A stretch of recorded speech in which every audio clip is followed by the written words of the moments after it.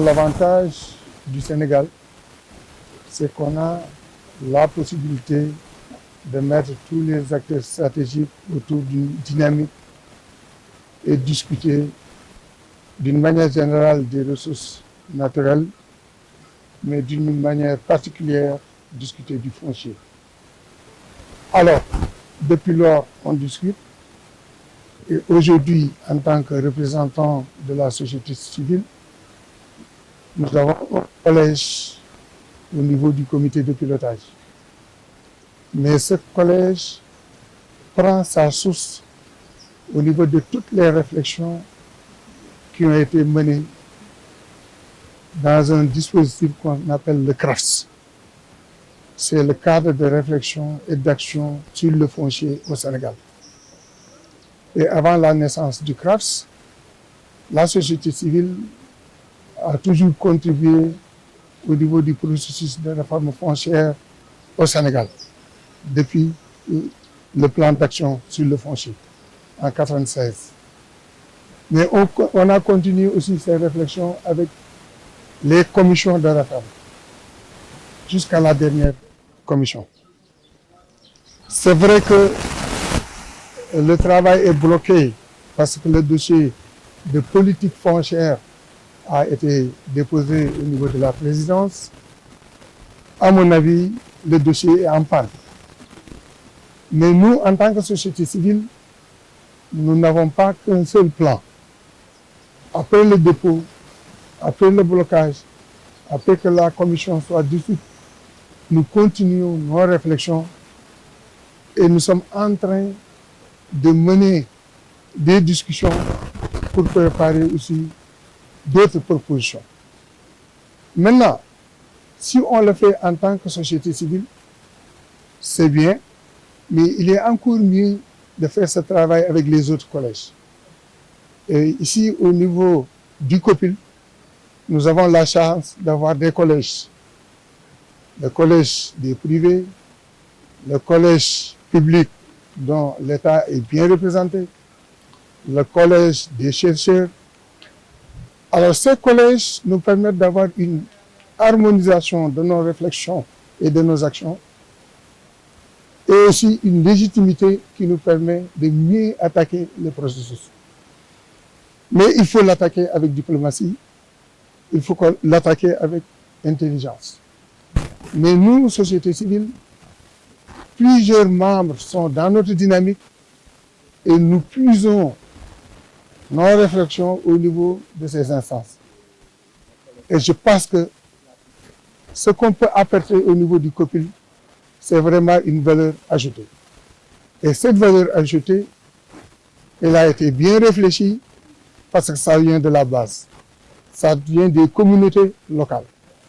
Et le souci principal, c'est d'aller vers une gouvernance foncière consensuelle, une bonne participation des acteurs au niveau local et une gestion rationnelle du foncier. Mais si on parle de gestion rationnelle, c'est la sécurisation du foncier, mais notre angle d'attaque et notre thématique générale, c'est le foncier et la souveraineté alimentaire.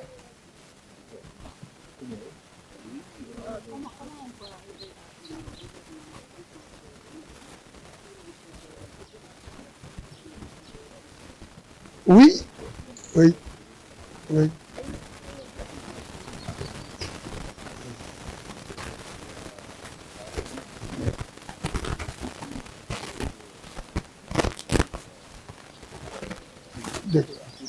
Oui.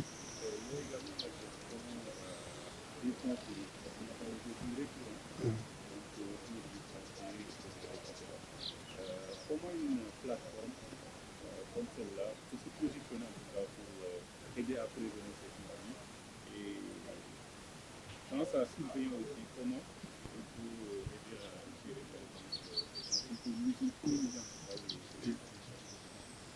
Oui, moi je pense exactement, il y a plusieurs conflits fonciers au niveau national.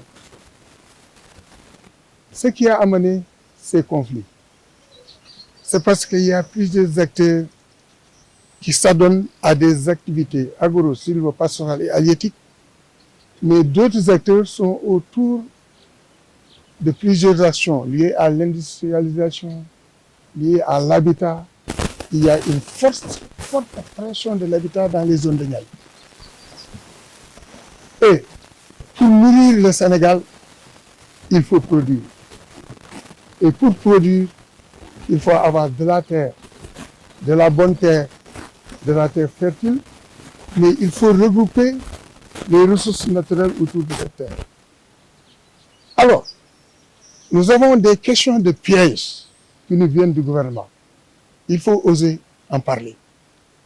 Nous parlons de réforme, mais le document juridique qui permet aux collectivités territoriales de gérer le foncier, c'est la loi 64-46, la loi sur le domaine national. Bon, le gouvernement a proposé une correction sur le décret 72-12-88 qui donne des conditions d'application de la loi. Ça fait à peu près 4-5 mois. La société civile a discuté de ces changements au niveau de ce décret. Mais il y avait un changement a priori qui permet aux collectivités locales de se limiter sur des quotas d'affectation de 10, 20, jusqu'à 50 et même plus de 50. Mais le gouvernement aussi a sorti une disposition juridique qui s'appelle ZES, les zones économiques spéciales. Alors, ces zones aussi vont permettre au gouvernement d'avoir la possibilité de donner de la terre. Et souvent, ces terres qui ont été données par des agrobusiness ou bien des industriels portent préjudice aux communautés locales.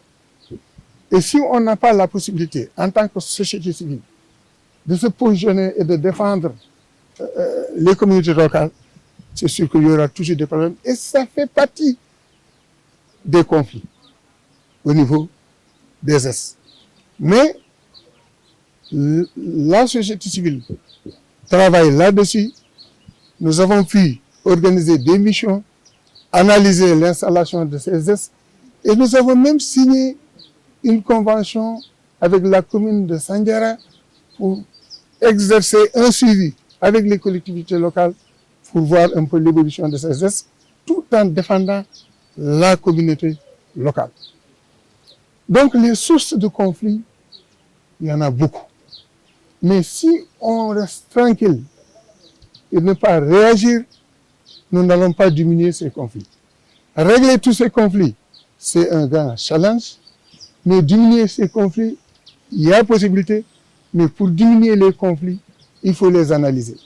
Mais il faut se positionner pour se battre aussi, pour que le gouvernement prenne en charge nos préoccupations.